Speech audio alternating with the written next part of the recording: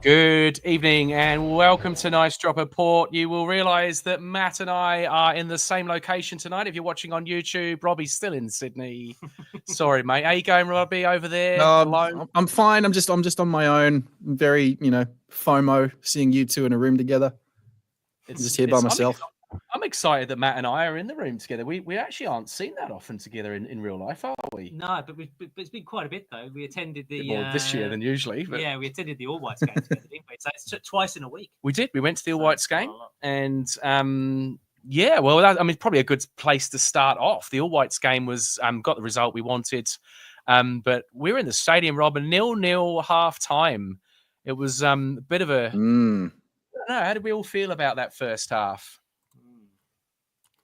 Nervous. Look, we battered them, absolutely battered them, and they somehow defended. They kept a clean sheet. I think there were at least 4 or 5, half a dozen goal line clearances. So frustrating, but at the same time, like the wall was going to break at some point. So I wasn't overly worried, but you kind of know the longer those kind of games go on, it's frustration, and Jesus, this is going to be one of those nights where it doesn't happen. But yeah, I wasn't overly worried. Matthew? Yeah, I think the thing that got me was the because we attended the crowd. You could really tell it. I think they'd all turned up thinking that it was going to be like it should be. They'd beaten Fiji. Like the Fiji game. Yeah, I think they were expecting there'd be at least 2 or 3-0 by half time, and yeah, I think when the half time whistle, there was a lot of, even after about 20, 30 minutes, there was a lot of murmurings and, off the line, cleared off the line, goalkeeper makes a good save. But even then, even after half time, it took them another good, 10, 15 minutes. I think they scored on the hour, didn't they? So yeah. Even that 15 minutes was pretty nervy, I think, for the crowd. So yeah. I think New Caledonia, what I took from it is they really weren't out of their depth. It wasn't like the Fiji game at all. It was just said, and wow, they were playing, and they weren't sitting deep. They weren't defending for their lives. There was none of that. They were out there to win the game, and we were sitting there thinking to ourselves, I wonder how many ex-French lads are there in this team, because they look strong and it's had a chance at half time. Yeah, well, we joked that we were looking at New Caledonia thinking, they should be steamrolled, and then we thought, hang on a minute, they've got that French connection. Do we have a look at it and see that they've got a guy from PSG and they've got a guy from Lyon and a guy from Lille? It's like, hang on a minute, they're not exactly who they thought they would be, but no, they did hold their own. They didn't look out of place. Yeah, really solid. They rode their luck a bit at the beginning, but yeah. And look, you can't discount the fact that they're playing for a spot at the World Cup. You take that desperation into a game, anything's going to happen. But New Zealand had so much more quality on the night. So, and look, New Caledonia still have a chance to get through. They have to go into a playoff tournament now later in the year. So they do, right? Yeah. Well, they'll have the same sort of playoff that New Zealand usually had against quite a decent team. Yeah. So the second half, we were sitting there, of course, going, where's the Auckland FC boys? I mean, that was I think it was a weird one, because there's obviously a lot of people in that ground where we were that you go and see Auckland FC a lot. And I think like us at the time, because I hadn't put hardly any research into who was in the All Whites team, it was like, well, why aren't these players there? Because they're used to playing together. They're used to playing in Auckland. They haven't got to travel together. And so we're going to go into that a little bit in this podcast about who these other All Whites players are and why they're in the team, and kind of why the Auckland FC guys were on the bench. But they did bring on Francis De Vries came on, and he did make a difference. Yeah, 100%. He's taken that form in from the season, and we've spoken about the quality of his delivery, and he was directly involved with one, built up to the second. He's such a weapon to have, in any situation. He made such a great impact coming on. That's exactly what you want. I mean, you look at the starting lineup. I know you guys talking about the Auckland boys and the Phoenix players as well. But when you look at that starting 11, that's hard to break into. Yeah. Quality aside, De Vries is going up against a Serie A player in Libby Kakache. They can potentially play together in a starting lineup, but I thought about that. Yeah, that's a tough team to break into, to be fair. Yeah, you're right. There are some. Yeah, it'll come up in a moment. Oh, there it is. Only one player in the starting lineup from the A League. Yeah, yep. He's the one that jumped out to me. I thought I looked at De Vries and I thought I would look at putting De Vries in the starting 11. But you're right, when you look at who was playing left back, the 24-year-old that plays at Empoli. That's pretty impressive. But hey, he came on and he did. There was nothing. Thing is, when you compare what was happening before De Vries came on and after De Vries came on, there was just nothing coming from that left-hand side. The whole of the all-white team, everything that was anything of any good was coming from the right. It's as if the whole team just constantly just kept shifting over that way. I don't know if Liberato is that type of player who's more inverted. He comes in more, but that's what De Vries will do. De Vries, he pulls the pitch. He'll pull people that way. He'll take the ball, he'll deliver the ball, he'll look to pass it down. So I just, I mean, there was a lot more happening on the left-hand side than there was in the first half. That's what I was most impressed with. Came on. Yeah. Very good. He did make a difference. He did one of those textbook corners that he takes, and he swings them and he puts it right on the guy's head. Well, I mean, I did an interview today with Francis and talked to him a little bit about that, and it's quite a methodical answer actually when I asked him how he does it. Yeah. It's like. Hey, we're all out there waiting for this. Yeah. I haven't even heard this interview, so I can't wait. We'll hear it very, very shortly. So it was good to talk to Francis. But yeah, it was great to get the result 3-0 in the end. Chris Wood. It was kind of weird. Like Chris Wood got his injury, and the whole because the whole build up had been. I walked into the stadium and there was about five ladies, and they all had a massive Chris Wood cardboard cutout thing. Yeah, its face. Yeah, they're good those. And they're all shouting, "Touch Wood, come and touch Wood, touch Wood." So mature. And I went over and I touched Wood. Oh, you did? Yeah. Oh, okay, yeah. that alongside Cena there. Yeah. Oh, and I saw Blair from the port, of course. Never go out. He was knocking around. Never go out. Never go out and don't see him. He's everywhere. He's everywhere I go. It was off to the active supporter area down the other end. I think we were in the active supporter area this week. The group there down there. Yeah. But yeah, do we think the All Whites? I mean, there's 15 months to go, I guess, to the World Cup.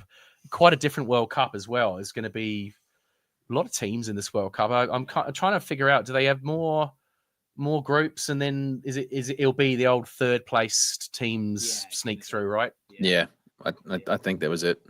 Yeah, it's going to go on forever, isn't it? It's just going to go on for so long. I don't mind. I like a big World Cup. It's exciting to have New Zealand there, and hopefully for us, England to be there as well. You never know. Yeah, that's right. Yeah, and Australia, throw them in there as well. Did they get the result they needed? Beat China 2-0 or something? 2 wins from 2. So Japan's already qualified, so we don't know what they're going to bring out. So they've already made it.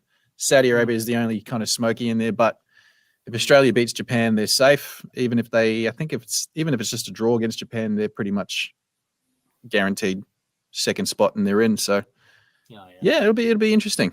Interesting to see how it all kind of pans out with the format and stuff. And actually, I wanted to ask you, lads, because I heard this debate earlier today. Actually, I was listening to something else, and the guy was going off about it's having more teams has robbed us of having nights like Bahrain 2009 because we don't have to fight for that spot. We don't have to see that quality kind of desperation playoff. Now we've just kind of got this guaranteed spot. Does that make it better or worse for you guys? For me, it's I'd rather just be there. Yeah, we might not have those nights, but it'll take it away from us. But for the likes of New Caledonia, it offers them those chances to have those kind of historic nights. You never know. Yeah, New Caledonia could go and get a crazy result. Yeah, that's right. How awesome would that be? Yeah. Exactly. I don't think All Whites supporters are going to worry about not having like nights like the Peru game and was it Costa Rica they've lost to Peru? Yeah. Colombia or someone.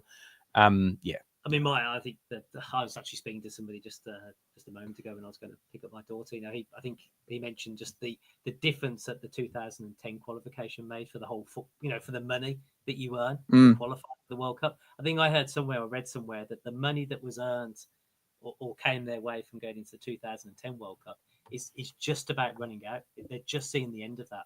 So the fact they've just qualified for another World Cup is going to give that that injection of cash.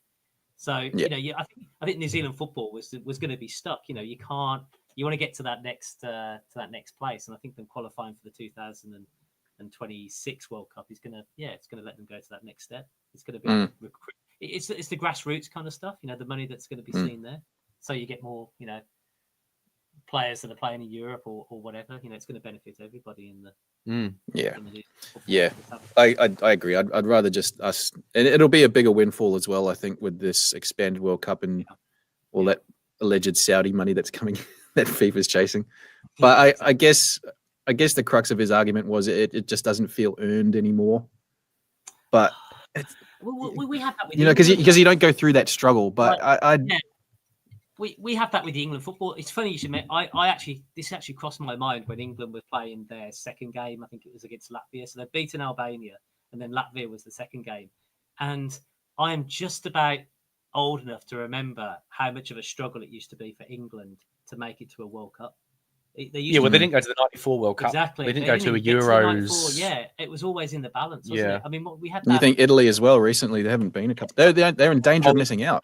But then we had that situation where England they got that draw in Italy that got them to they jammed it. 98, they jammed it. How difficult it always come down to the last one game or two games. We used to find it quite difficult, and now the England team just breezes through the qualifying. So we just don't get that. There's almost no jeopardy anymore. We just kind of almost just expect to see England. We're going to see New Zealand at every World Cup in the history of football, presumably. I mean, unless they slip up at some point against one of the teams from the islands, which has happened in the past. It's very, very rare, but it's one of those you can't. For New Zealand, you can't afford to slip up now. You don't want to be known as the team that didn't make the World Cup from Oceania. No, that's right. There's maybe a bit of pressure there. But... So the other thing, we obviously are at Eden Park. I don't think I've watched a football match at Eden Park before. I've watched plenty of rugby games. The Women's World Cup? Oh, the Women's World Cup. Yeah. I was in a different bit of the stadium, so my mind was different. But I'm going to get Bonnie Jansen back to stand up for women's rights here. Bonnie back here. I was almost worried for a second. I was like, I thought I went with you. Yeah, so was that you that was with me? Who the hell was I with? I remember it was a different time though, because I was dressed as a Viking for one of the games. I remember we were watching Sweden. Did you Viking game? No, I think my girls were desperate to be on the jumbotron on the big screen, and they made me dress as a Viking. You were the you were coerced. Okay, I think it was Sweden playing. But anyway, so being in the stadium was interesting because we're having this sort of ongoing debate about what happens for a grand final of Auckland FC, and I actually went on to another podcast, the Brisbane Football Review, ahead of obviously the Brisbane game. We'll get on to that. And one of the questions I was asked was, what do the fan base want? Where do they want the final to be? Because there is this whole thing of the capacity. I don't know. It was kind of half full, wasn't it? Because it wasn't a full stadium. Yeah, that's a good point. But it felt different to Mount Smart. It was the atmosphere at Mount Smart's been phenomenal this season. Yeah, that's a really good point, because I've only been to a few games at Mount Smart Stadium, but when the crowd go in, you can. Again, it just the only thing in its defence was that we were talking about that international games just have a weird vibe to them, don't they? It's just no songs. It's different. It's just different, and there's no routine. No, whereas a football club is a routine. You go every Saturday or every other Saturday, and you know the same people, and you sit in the same place. I'm just thinking, the port being at that one end. There's a lot of them in there. The crowd all together at Eden Park. I think you get a different vibe. Hopefully, I think you would. But we'll see. Anyway, it's a good, like I said to the guy that was interviewing me, Adam we had him on the podcast earlier in the year. I said it's a good problem to have if Auckland FC get there. But we'll get into that a little bit later. We are going to listen to the interview I did earlier with Francis De Vries now. So sit back and listen to hopefully what is a good interview, and then we'll have a little chat off the back of it. All right, as you can see, Francis De Vries is joining me now on the podcast. Thank you very much for joining Nice Chopper Port. How are you, Francis? Great, thank you. Thanks for having me on. Yeah, it's we wanted to have you on for a while because myself and the other boys that do the poddy, obviously we've watched the games all season and been right behind Auckland FC, and you're a kind of really interesting story. You've and I've watched a couple of interviews earlier today about your career. It's been a real up and downer. Obviously having an up. What sort of week have you had, Francis? Obviously a massive week, I would say. Yeah, it's been surreal.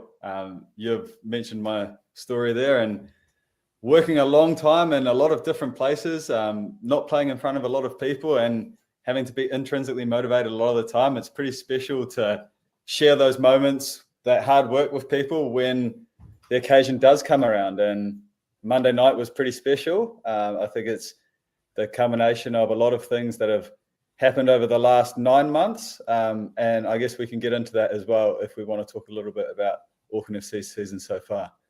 We will do. I mean, we should start with Monday. New Caledonia. You've obviously you recently sort of come into the All Whites. Well, let's just start with Monday night. Obviously, a huge game, the biggest in this country's, for 15 years, if we'd win, of course. And you're named on the bench for the game. How did you feel about that to start with?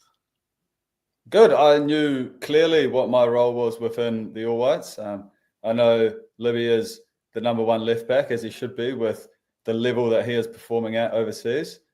And so I was there in the camp, and understanding of my role was to help the team in any way possible. And when you're on the bench, that helping is a little bit different. You don't quite see it as much when you're a spectator, but behind the scenes, in the trainings and those kind of things, you prepare as best you can and you help the starting 11. And then when or if you get your opportunity to come in, then it's up to you to be both mentally and physically sharp when you come on. And you did get your opportunity. Halftime comes around, it's 0-0. What was your feeling when you were given the nod? Right, get stripped, you're on, lad. It was good because I didn't get too much notice. Like, obviously they're having the team talk in the changing room, but all of us subs are out on the field kicking a ball around, doing a few runs, getting warmed up. So Goffey, the keeper and set piece coach, came out a couple minutes before the end of half time and just said, "Hey mate, you and Eli are coming on. We want you to be a little bit more direct, get the ball into the box more, inject some more speed into the game." And that was great, short and sharp and easy, and then boom, straight into it. Yeah, you did seem to get straight into the game, and your sort of trademark has become, set pieces, but also crossing. And we noticed you were getting forward, and then of course you got to take the corner about 60th minute, I think, and the deadlock was broken. What sort of feeling was that for you to be on the assist? Yeah, we're grateful more than anything, I think, because you saw the first half, we had 3-4 similar chances from corners, and they had a couple of great goal line clearances. I think we had the crossbar, so you could feel it was coming. When I went over to take the corner, it's just about convincing yourself to do the same as you always do. You've seen it with Auckland FC in most games. I try and be as consistent as possible with where I place the ball in the box, and that includes, being consistent in what you say to yourself in your own head before you kick it, the kind of run up you do, the kind of areas you look at before you kick the ball. So at the end of the day, it was a culmination of a lot of the same processes that we work on every single week. And I guess that's what gives you the confidence that you can strike the ball in there, as I did. Yeah, and the game sort of like went from there, really. I think you were like a non-assist, but you got up on the left-hand corner and cut it back, Barbarousis, and then in for the assist for the second goal, which was crucial as well. So you're right in the thick of it that second half. Oh, good. Yeah, I mean, I don't know. What's the feeling towards the Wellington Phoenix on this podcast? Look, we're I would say we're neutral, but we're Auckland FC podcast, of course. Yeah. I mean, I've got no beef with any of the Wellington players. I mean, just pleased to see you guys get together and get the result in the end, to be honest. No, it's great. I know. Just giving out. I'm just asking because got a bit of a bromance going with Costa on the tour. Assisted him in the first match. Gave him the pass in the second one where he set Eli up. But I just wanted to mostly also speak quickly for him. What a moment for him. 35 years old, has plugged away at a really high level for a long time, and to come on and score and then assist as well, like he did. Eli scored off the bench too, so you can really see the strength that the team is showing in different areas. Yeah, and you guys showed a bit of resolve, definitely. Chris Wood's obviously the superstar at the moment of this team. I think you'd agree. And the poor boy goes off with an injury, and it's kind of like all the pre-match talk was about, Woody sorting it all out, and then you guys had to do it without him. Did that sort of change the mentality of the guys left on the pitch?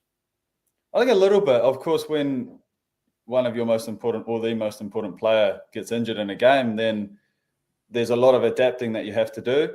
I think we're lucky that we have a team full of experience. You can see most of the boys have over 20 caps already for New Zealand, even if they're a little bit younger. So being adaptable in those situations comes with experience. And, that was exemplified by Costa coming on and doing the job at striker, which I don't think he's played for a while for New Zealand. So, it was great to see the team pull through in that situation, but obviously gutted for Chris and, really unfortunate on that occasion for something like that to happen. Yeah. And you and the boys, you closed it out. For you personally, what did it feel like with the final whistle? I mean, you're in your early 30s now.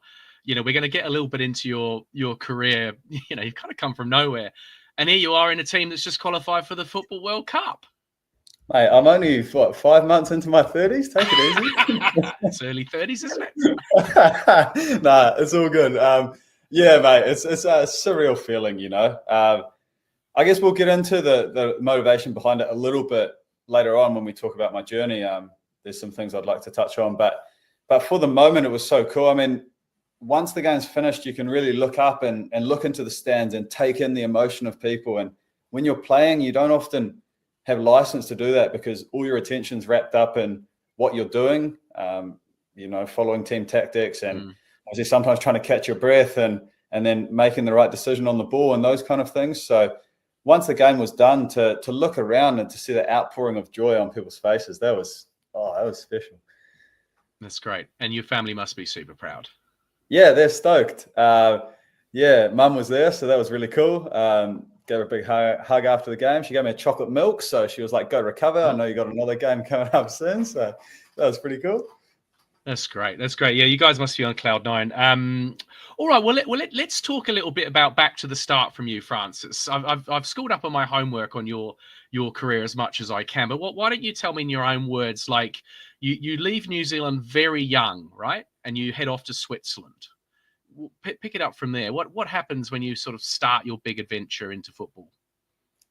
Yeah, that's a great place to start, and I'd just like to touch upon some people who helped me in that journey. Like obviously, my mum was a massive one. She's Swiss, and she was the one that was taking me to trainings, and Dad was the one who was my youth coach, So without them, I wouldn't have even got to that stage. There were a couple of great coaches I had when I was younger. Rob Sherman ran an academy, actually, the Fiji coach. So he was a great influence on me, and a man called Fred Simpson from Kashmir Wanderers. So these guys helped me believe in myself when I was younger. And you might not know it, but my youth football journey kind of parallels my adult football journey, and I didn't often make the academy or the rep team, or I was making the B team of the regional side. So getting used to dealing with disappointments, and uncomfortable as they were, I think was crucial when I went over to Switzerland, because as I went over there, I realized, Jesus, there are so many good players here, we're so sheltered in New Zealand. Like you've probably seen different parts of the world, but I was there for 6 months with their under-19s team, and I couldn't get a kick, basically. Played a couple of games, but was just way off it, like technique, physically, tactically. I learned so much, but as a 17-year-old, it's quite damaging for your ego and who you think you are and what you think you can become. So, yeah, that was a really, really powerful learning experience going over there. And so you were sort of playing with a lot of Swiss youth players. You didn't turn pro over there, my understanding, but then you sort of went over to the United States. Is that kind of where it went for you? Yeah, for sure. We're really lucky in our academy. They gave us these pathways, and they showed us that, look, you could come through a youth academy, or you could stay in New Zealand and play in the National League back then, or you could go to America and get a scholarship and get an education on the side while playing football. And that's what I thought the best pathway was at that stage. I knew I wasn't good enough to make it into the professional level yet. So I knew I had another 4 years, and also a great opportunity to get something more than just football out of the journey, which I think is really important. Like, obviously you meet a lot of great people, you make friends, and you have relationships that will hopefully last beyond football. But getting an education was something that my parents were big on as well. So having the opportunity to do that was a bit of a no-brainer at that stage. So I spent 4 years over in the university system in America, which ended up with me being drafted to Vancouver. And I, again, didn't make the MLS team. I was signed for their reserve team in the USL and played 1 season there before coming back to New Zealand. And if you'd like to talk about that, we can. Yeah, but I'm just interested in the draft situation, because when we think of players being drafted, we're always thinking about basketballers and American footballers, but it works the same way with football or soccer, as they call it over there. I see you were number 29 pick. Is that correct? Yeah, it was close. One day off my birthday, mate. Whoever was 28 should have picked me, but nah, it was a weird situation because in college, like, you only play in your isolated area, you only play the schools that are local to you. And then at the end of it, they somehow decide, okay, here are 70 players that we think have potential to be pros. They invite them to this combine. You're together for a week, you play 3 games, you do some physical testing. And then at the end of it, you go to the draft and you have no clue. You can end up anywhere in the region, anywhere in the States or Canada. Yeah. Wow. Exactly. You don't even know if you're going to get picked, to be honest. Like, a few boys knew, the ones that went really right at the start, they had already signed contracts with the MLS. But most of us boys sitting in there, when you get picked, you essentially go on trial to the club that picks you. The NBA and the NFL, and there's all these multi-million-dollar contracts and all that, and it's this big buzz, and at least at the top rounds. But in football, it's a lot smaller than that, and it's weird. Like, it's a bit of a mix. I think it was really cool because Dad was really proud, and I remember he told me how he watched it, and that was pretty emotional. But going to Vancouver, like, you were still on trial, so you still hadn't achieved the goal of being a professional footballer. It was like going to preseason in a new situation. Yeah, and so you didn't go pro in America. You come back to Canterbury United, back to New Zealand about 2017. Is that right? Yeah. So I did spend 1 season with the Whitecaps second team, which was classified professional at the time. Okay. And so that was like the culmination of, I guess, achieving a big outcome goal that I'd had for a while. But the season didn't go great. I played decent at the start, but then tailed off towards the end of the year and got injured, and a bunch of different things happened, but I lost a lot of confidence in myself. And it was weird. Like, you've spent all this time thinking that professional football is something, and you have this totally different experience. So I was a bit confused as to where I wanted to go with football after that. And luckily there was a really good group of lads at Canterbury United. Came back to New Zealand, was working and coaching on the side, and then playing mostly for enjoyment's sake. Of course, I still had aspirations, but these guys made the team spirit so good that I said, okay, I want to keep playing football. I love the environment and so on, and played, I think, 3/4 of the National League season with them. Yeah, and then you back over to go over to Europe, Sweden. Tell us about Sweden. This is a big part of the journey, right? Yeah. This is where all the funny stories start. So honestly, mate, like, I finished playing for Canterbury in April, which is a bit of a dead zone. Like, there's no transfer window open. So I was almost going to an NPL club in Melbourne, but that fell through last minute. So I kind of didn't have anything on the table. And one of my friends knew an agent in Sweden. He said, why don't you come and play for this amateur team? My dad's the president. We'll sort you out with a place to live and 3 meals a day, and I'll get you some trials with some pro or semi-pro clubs in the summer. So yeah, I just said, why not? Like, I'm 23. It's getting to the stage where I need to decide whether I want to keep playing football or not. And one of my goals was to play professional in Europe. So, but this was in the seventh flight of Swedish football, the original club. Yeah, right? yeah. I didn't know too much about it. I just showed up and ended up being this town of, I think, just barely 2,000 people. I was living in a hostel, walking to training. But first session, I think like 12 of 25 boys showed up, because it was kind of it's like, show up if you want to, have a kick around, get fit. But hey, the boys were great. They welcomed me.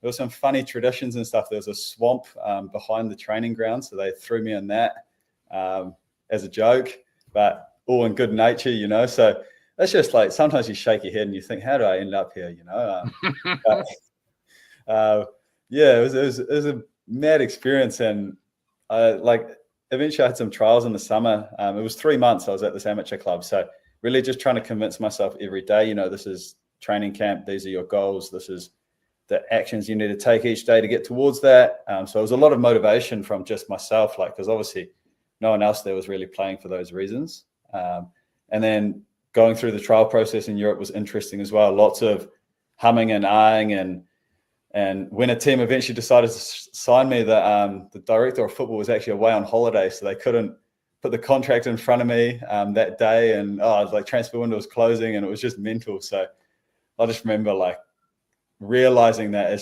football is just a mad world. People are just scrambling everywhere, and in the end, it worked out for me. After this half a season with Nyköping, the first team I signed with a team called Värnamo, and it was real crossroads there, because I had the choice to come back to New Zealand in that period to go and play for Team Wellington at the time and go to a Club World Cup and all of that. And I chose to stay there with no guarantees. I was still on trial with Värnamo. If it didn't work out, then I basically had nowhere to live the week after my trial.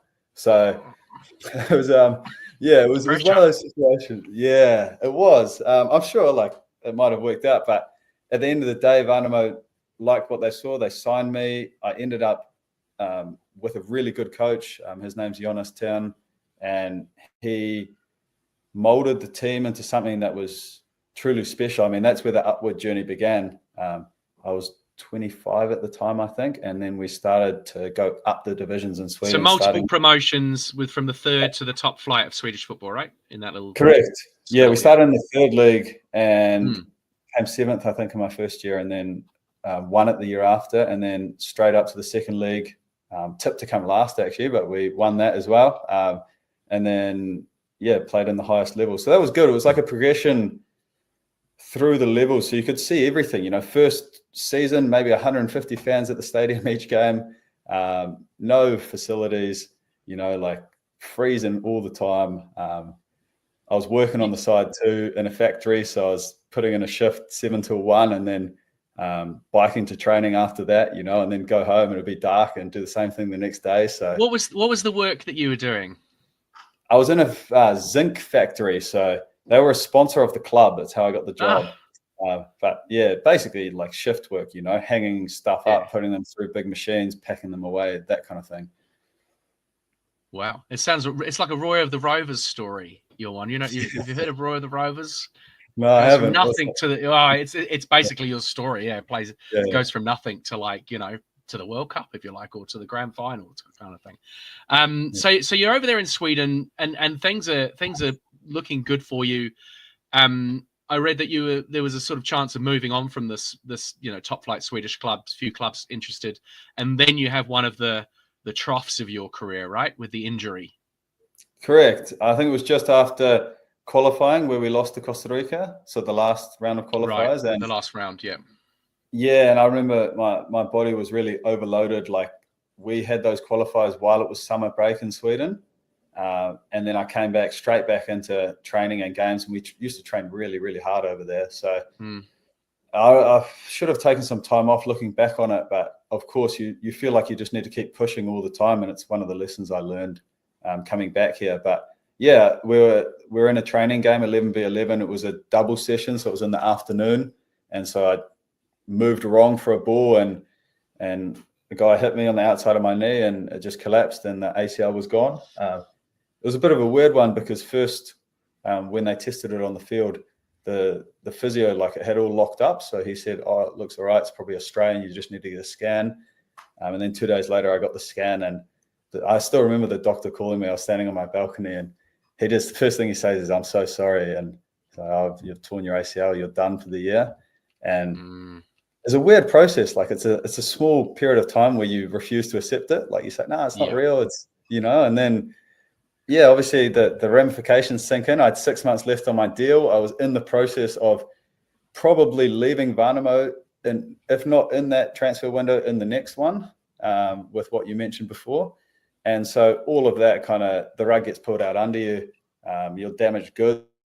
No one's going to take you, even if you've played a couple of good seasons. You're essentially a liability for them when you come in. So the choice was made between me and my partner Lisa to come back to New Zealand and start a new life here.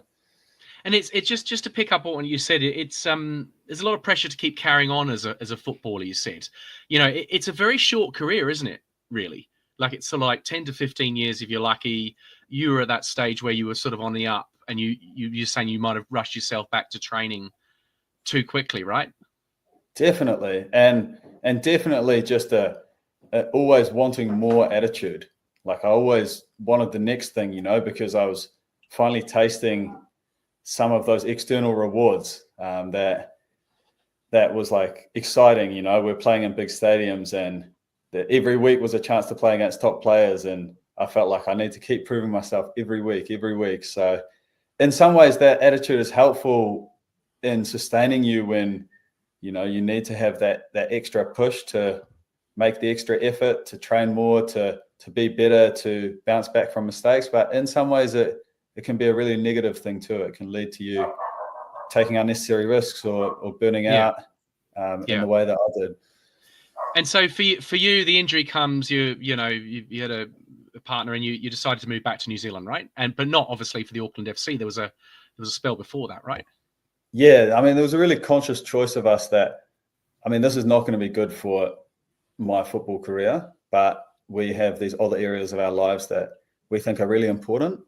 And one of them was, obviously coming and moving into a place that we could see our future being in a different group of friends, a different environment. So yeah, we came back and I started playing for Eastern Suburbs. Again, both me and my partner, regular Kiwis working, doing all that kind of thing. Just the call of home after the OE, was it pretty much? Yeah, it was 5 years away, so I think it was long enough. Mate, I can tell you're not from NZ, are you? No, I've been here 18 years, so I've come the other way. Okay, cool. I'm here. I understand.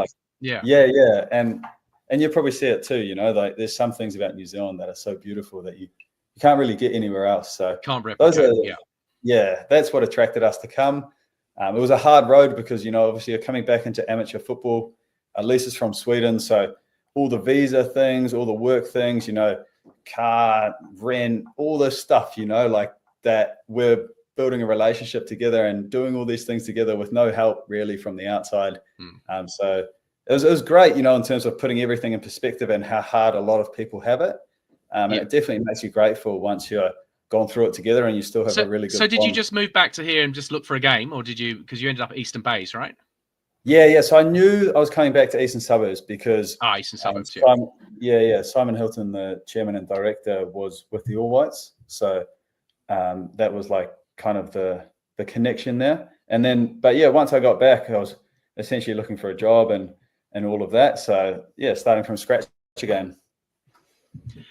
And so how long did you play at Eastern Bays before the Auckland FC offer came along?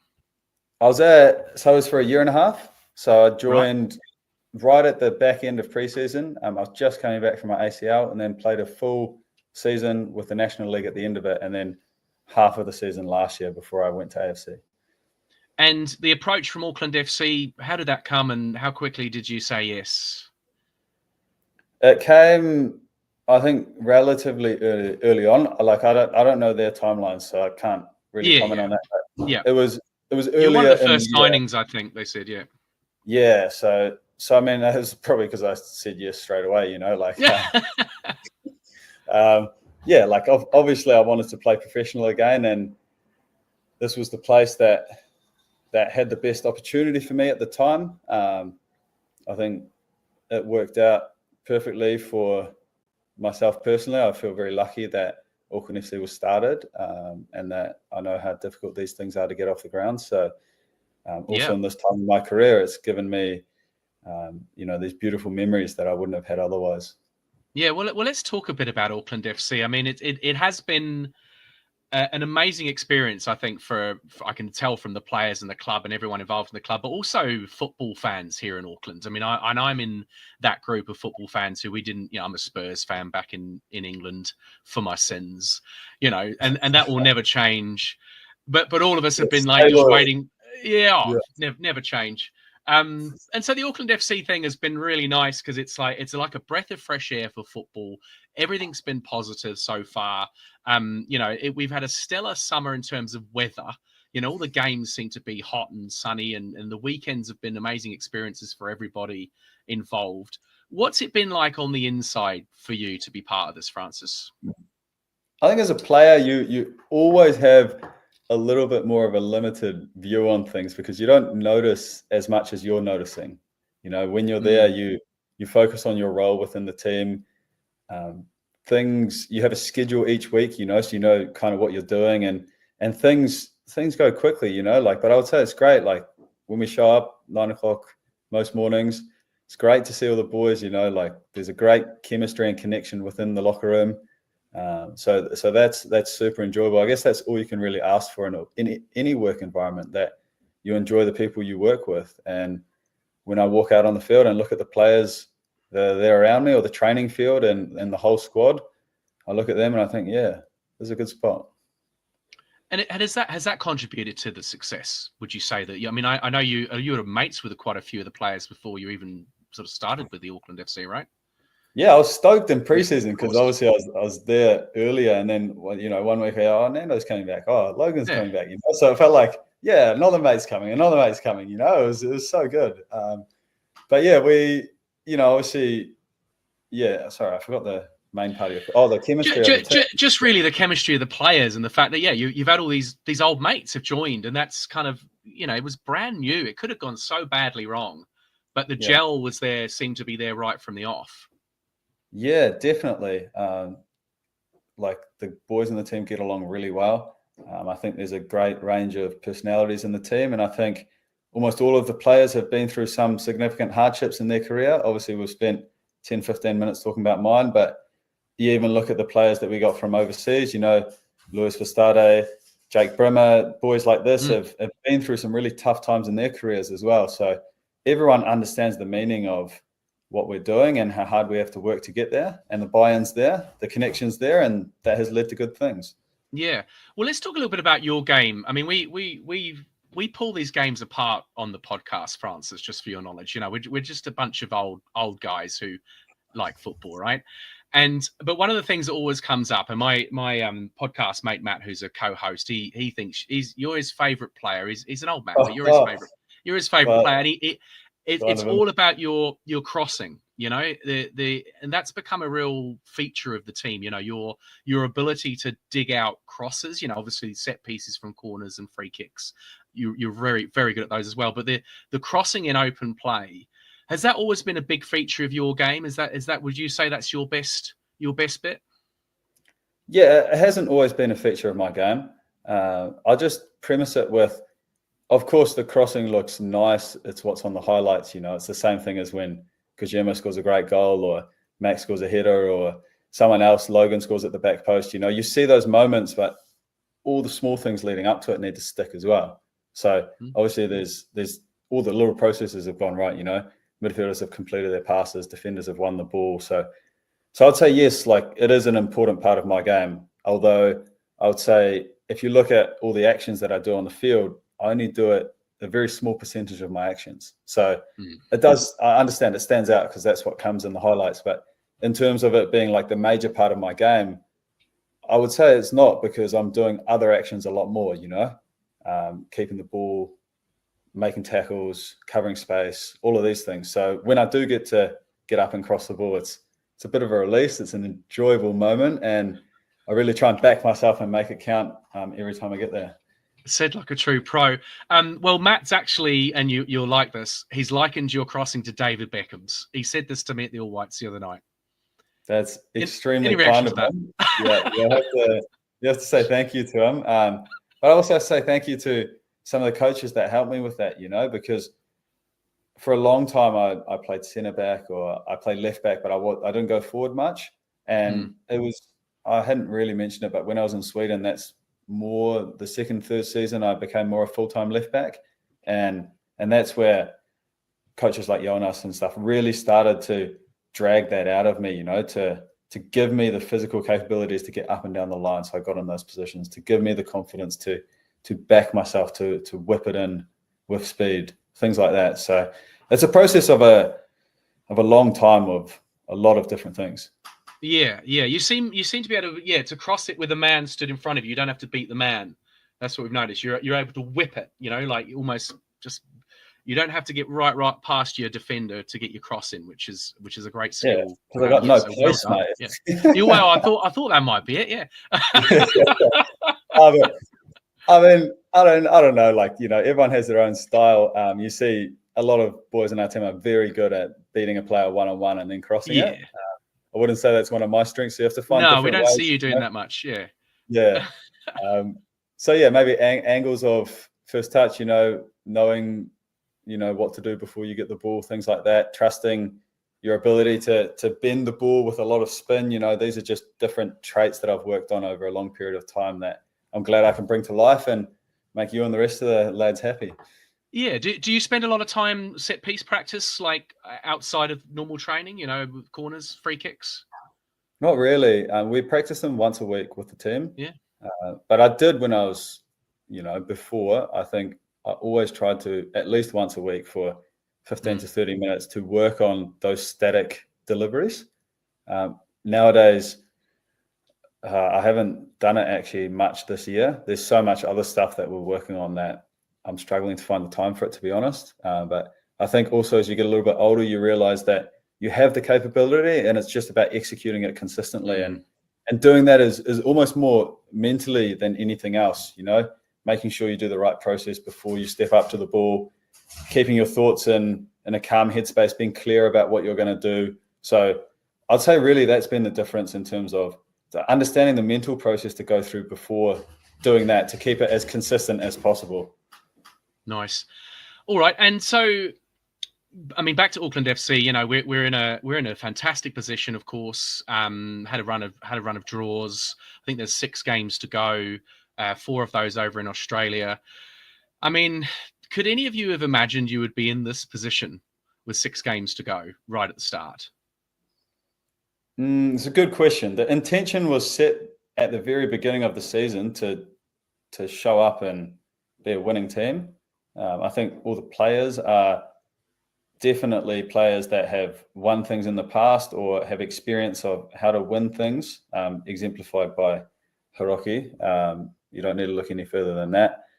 I think I'm maybe not the best person to ask this question because I'd never played in the A-League before. So I really didn't know what to expect. But obviously now that we're here, this is what we're focusing on and pretty stoked with how it's gone so far.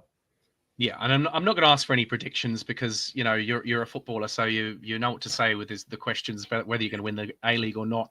But I mean, there must be a decent confidence in the group going forward to this final 6 games, and then touch wood into the playoffs. Yeah, definitely. Confidence is definitely something you earn through the actions that you take, and I think the boys trust each other too, which builds even more confidence. And so, yeah, it's definitely narrowing the focus now into these last 6 games and continuing to try and execute the things that we've done well so far in the season. Yeah. And Brisbane away this weekend. You guys travelling over tomorrow? Is that the plan? Yes. So 2 days before, get a day of preparation there and then play. Yeah.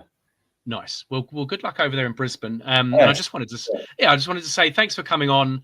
And thanks to all the players really for just having a great season and just inspiring so many of us football fans to come and watch football again live. It's been a wonderful experience. Oh mate, it's a pleasure to play in front of you. I think we touched upon it briefly here, but it's a privilege to have a stadium full of people. That's essentially who we play for. So thank you for coming and thank you for cheering and supporting. And I'm looking forward to hopefully providing some more good memories for you this season. I'm sure you will. And before you go, your story is so inspiring. It's a journey of resilience. And talking to you now, I realize, the ups and downs and the just sort of keep carrying on mentality. Any advice for anyone out there who's experiencing challenges and disappointments in their career or their lives and from a man who's kind of been up and down so much? What's your advice? It's a great question. I run a small coaching business for young footballers that's kind of focused upon this. So I love that you touched upon the question. I would say first of all, understand that feeling of disappointment or hurt or pain or whatever you're experiencing, that won't last.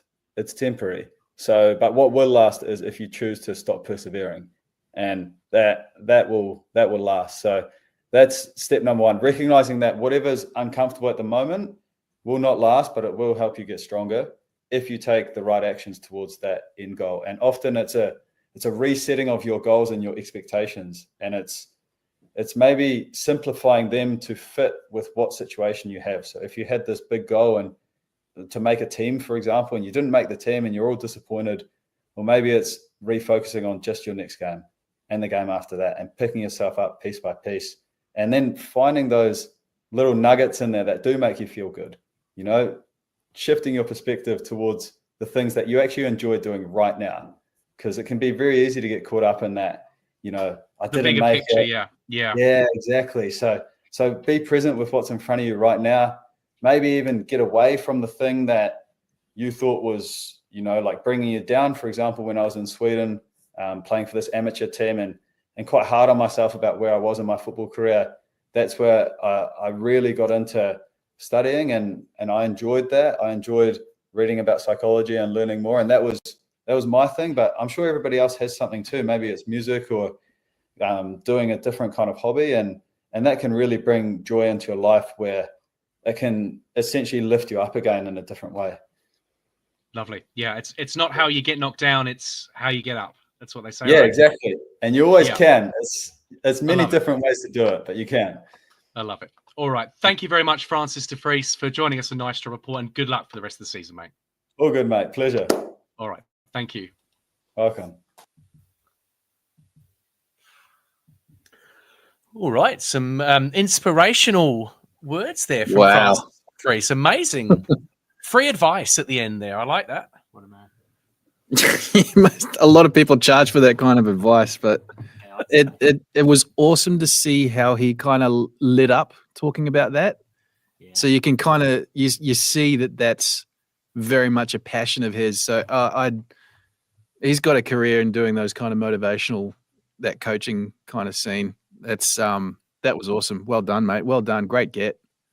Yeah, thank you. No, it was a great interview. Yeah, shifting the perspective to enjoy the things you're doing right now. It's like you know, and I think so many of us actually get bogged down in the bigger picture. I mean, we even do it on the podcast. You know, are there any people watching or any people listening? Where's it all going?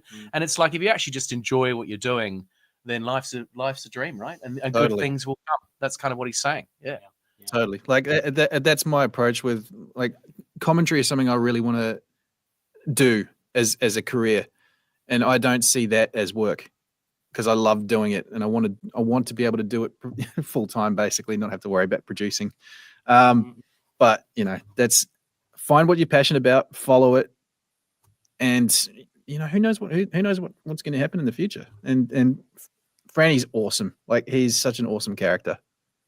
Yeah. What about his attitude there with all those setbacks, Matthew? The first thing I was going to say is, you know, they always say never meet your heroes. Well, they've never had Francis. So don't meet him, Matt. Just don't meet him. Yeah, well, in Francis De Vries' case, you should meet them. Though. I think you should meet him. Yeah, true. It'd be very useful to hang out with Francis for a bit. Just fantastic. I mean, it was really cool because most of the questions that I'd asked, I was wondering how many you could get in, but you got in so many that wanted you to practice. So yeah, that was awesome. Yeah. Very humble character. Yeah, he was. Yeah. We were just talking when he was talking there, just about the. I think he does himself a real disservice. I think like his crossing ability. You made a good point there, Dal, when you said that you know he was just trying to say that it was a small part of his game, and he does obviously so much more. But it's such a great skill that he's got of crossing the ball consistently. I mean, I just say to anybody to go and watch a high-level football game and just watch some of the crossing that you often see from the left and from the right. It is just appalling. I mean, some of the, you know, the build-up of the free kick, and they mark it all out and they spray the foam on the pit, you know, to get them 10 yards.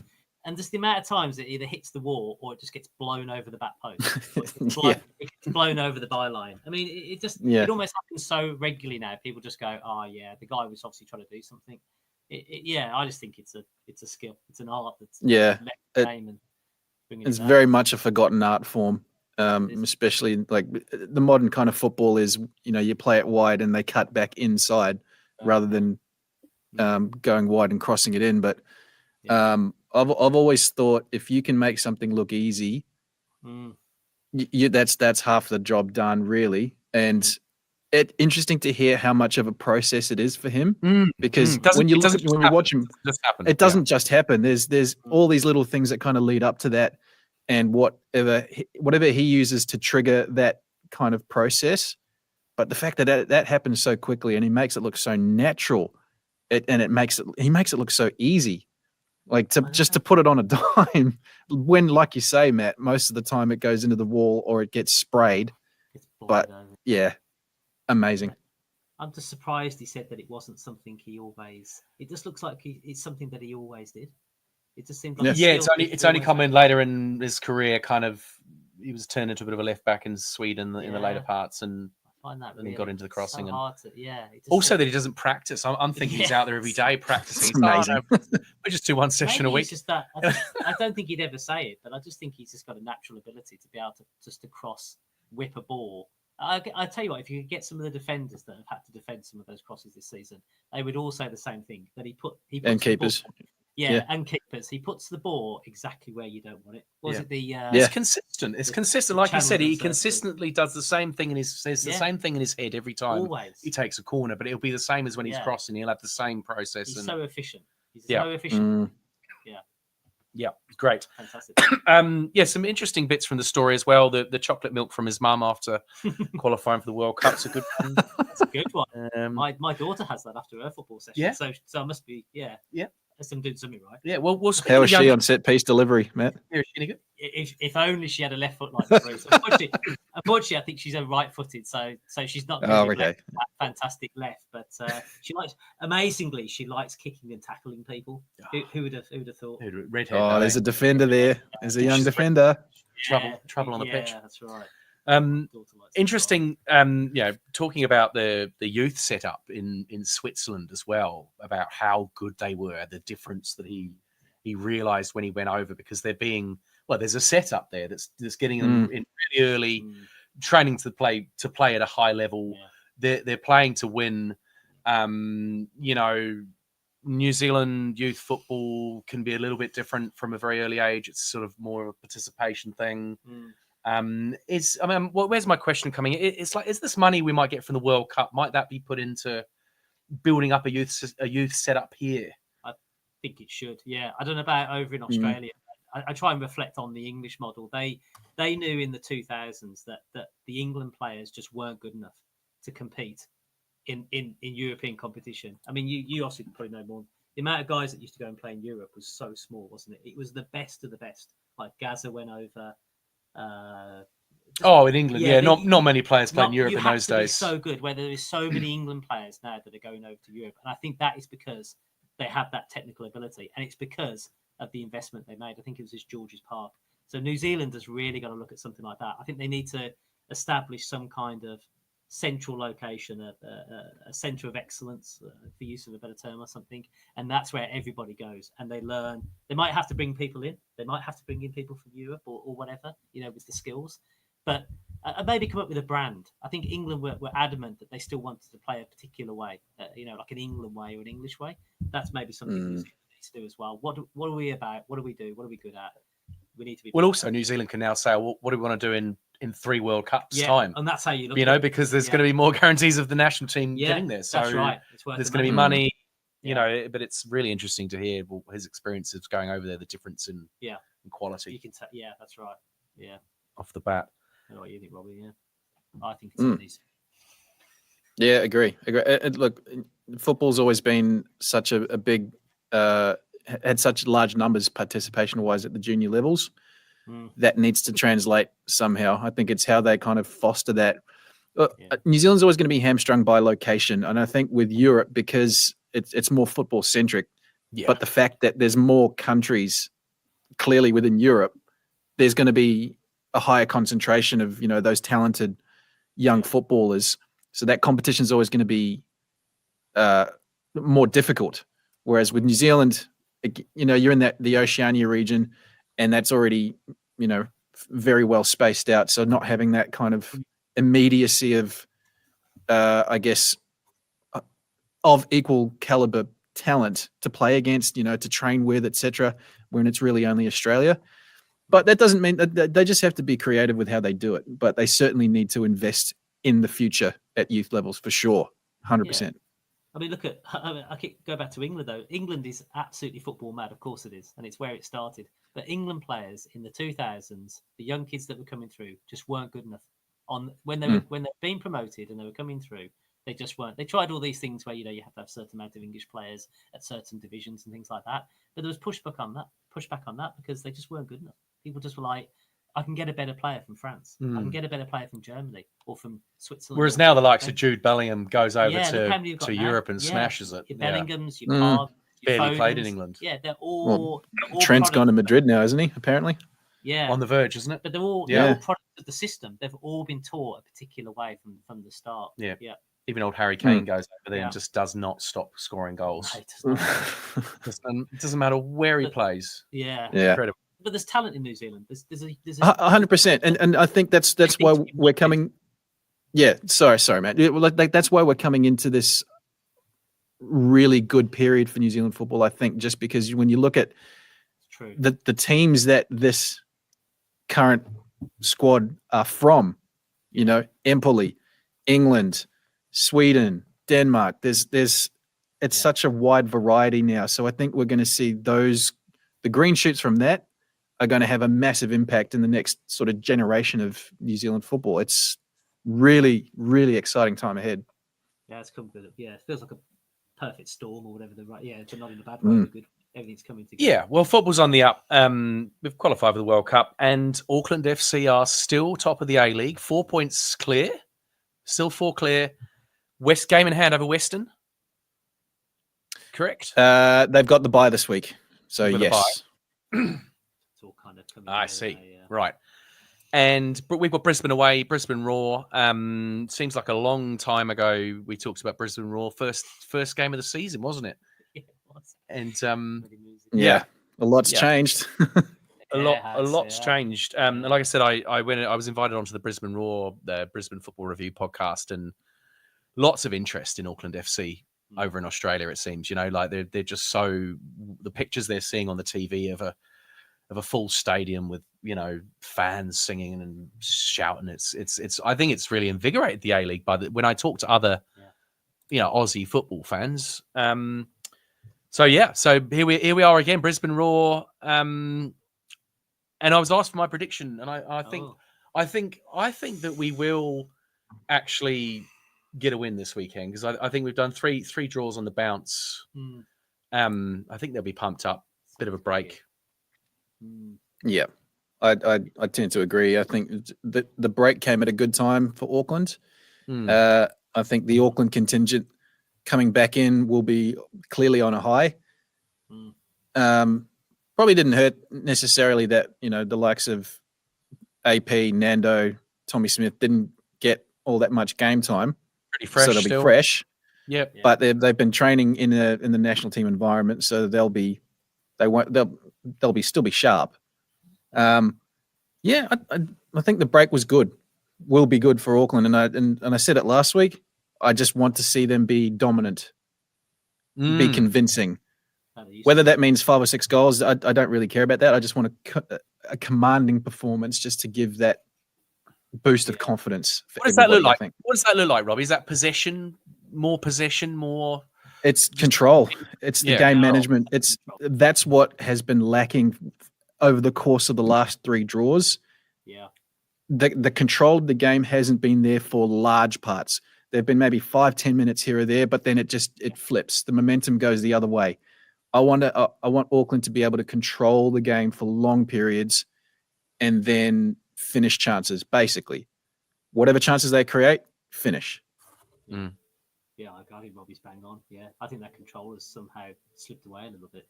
I think some of the performances in those draws have actually been quite well, but pretty good with some of the stuff. But there's just moments in the game where they didn't used to do that. Like you look at that good run they went on. They just didn't give people a sniff, did they? They just did not let them in. They just saw the game out. Does Verstrata come back? Yeah, Start? I think he's got to be pretty close. I think so. I've got the lineup here from the last game, and just looking at it, I think I'd have him back in. Yeah, definitely. Yeah, definitely. The interesting one for me is what they do now that Dan Hall's back to full fitness, and where Tommy Smith kind of fits into that. Yeah, back to the bench. That's the big one for me.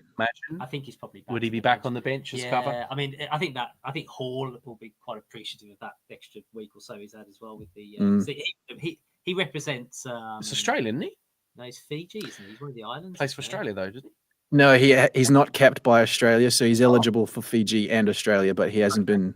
I think he's maybe been in like training setups, but not capped at any level for Australia. Never got a game. Not capped. Senior level for Australia. Senior level, yeah. So he's not eligible for He's not eligible for New Zealand. No, he's lived in Australia and Fiji. Australia. Yeah, okay. yeah. I guess if he played, maybe. This year here for a while. He's probably going to be here for a while. Yeah.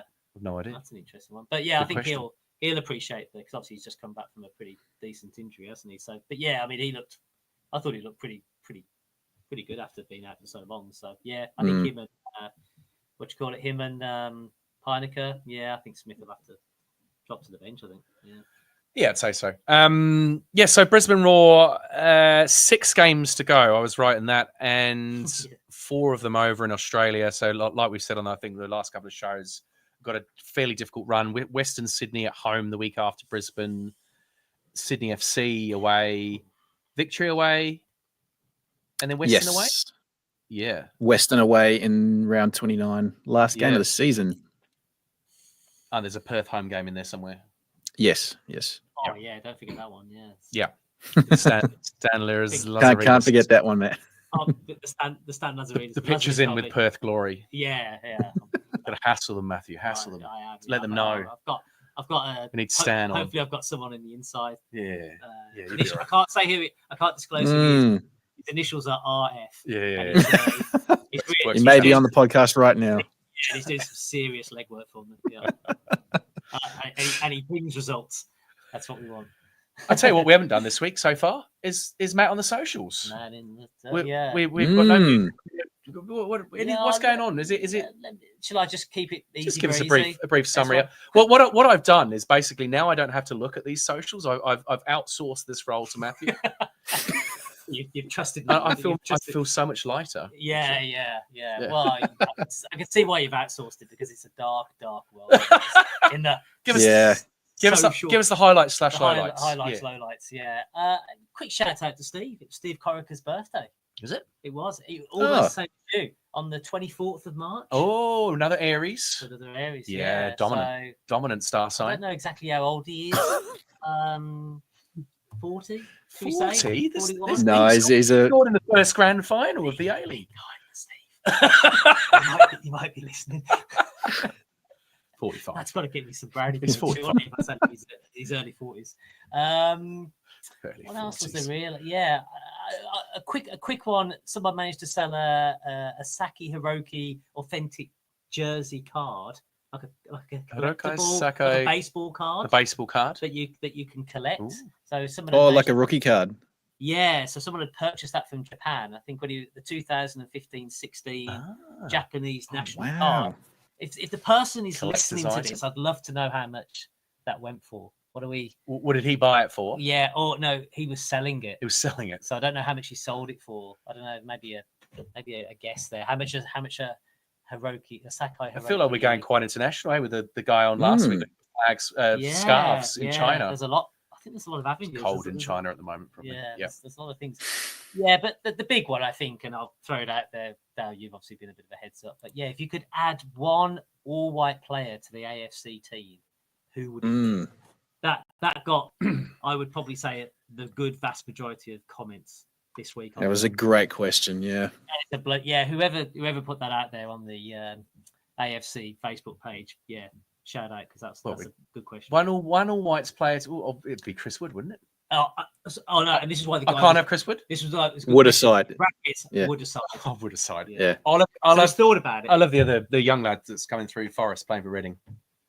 Yeah. Tyler Bindon. Yeah, he would have been my answer as well. There's a lot of good buzz about him. I reckon he could be something special. Yeah, they reckon he's going to be really good. I've tried to pick somebody that I think, because I think Auckland FC. I've tried to pick a player that I think, where could AFC strengthen? And I think the back four is really good. I mean, Binden's a quality player. Probably don't need him. Clearly, I think I'd probably go with. I think it's got to be Benjamin Old, for what I saw when he played for the Phoenix. Right. He plays at Saint Etienne. Saint Etienne now. Saint Etienne, yeah. Yes, recovering from injury, but he's Saint Etienne like what they see with him. He was super impressive from what I saw from last season, so I think he would.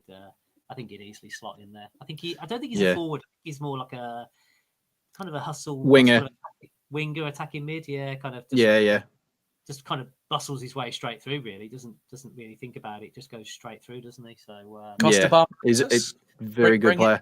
Barbarousa's got a lot of. I tell you what, the two that seemed to get a lot of attention was Barbarousa's and Elijah Just. They were the two that seemed to get the most. They got the most. Yeah, I was also thinking along the same lines as you. Where can Auckland strengthen? And this has been my thing over the past couple of months. Is who's that player that commanding presence that I think we don't necessarily have? It's spread out amongst a group of players, but I would love one dominant player presence. I wouldn't mind seeing Alex Rufer. Rufus down there, not Rufus, says Auckland. Yeah. I knew it. Can you see that? It's just personal preference. I just love his character, and it'd never happen as a Wellington captain. I'm sorry, Auckland FC. I'm sorry. He's a great age as well. Actually, I've just seen I was surprised he's 28 years old. It's like such a good age for centre mid. I love his uncle. Was it his uncle or his dad or his granddad? I can't remember. Winton. What's the relation? Winton, uncle. Yeah. Uncle. Yeah. I love his uncle Winton. Yeah. Two of them. No, I will say I would love to see Alex Rufer test himself overseas somewhere at a decent level. Like I just think he's ready to take that next step. He's a quality player. He is one of my favorite A-League players. I'll be honest. Yeah. Well, let's hope he's buzzing in form for the World Cup in 15 months. Yeah. Nice. He's a winner. Cool. All right. Thanks, gents. Lovely to have you along. Matthew, lovely to have you here. Yeah. You actually didn't know where my house was. No, I was kind of. You'd never believe this, would you? We've been friends 18 years. You don't even know where I live. It's pitch black out there. I'm standing there. I did move. He got lost. Am I in the right place? Am I going to knock on the door? Yeah. And that could be the last thing I ever do. Well, who's going to answer the door? It is West Auckland, so you never know. I used to live out here, but I don't think that would stand me in good stead. Anyway. You're too soft now. Yeah, too soft. Good stuff. Soft. Good stuff. All right, guys. All right, Rob. Cheers for zooming in again from Sydney, and and we really enjoyed speaking to Francis earlier and listening and divesting what he'd said. And we're all gonna be, I guess, watching on the TV. Brisbane Roar, be about 7 o'clock over here. Yeah, Saturday game. Sunday afternoon. It's the last game of the round. How good's that though? We're in a place now where it gets to the end of the week and we've got a game of footy. We'd be wide awake watching football. It's incredible. So good. It's incredible. Yep. Yeah. It's incredible. Absolutely. It's a game I'll be producing that one as well. And just this weekend, all the games have a bearing on the top 6. So Saturday especially is going to be a bit of a moving day. Wanderers away to Wellington, Sydney play Melbourne City, and Adelaide play Melbourne Victory. So a lot of it's going to change come this time next week. Games. Nice one. All right. Well, thank you very much for listening and watching wherever you are, and give us a subscribe, give us a like, tell your mates, and enjoy the game this weekend. Up the port. Up the port. Get in.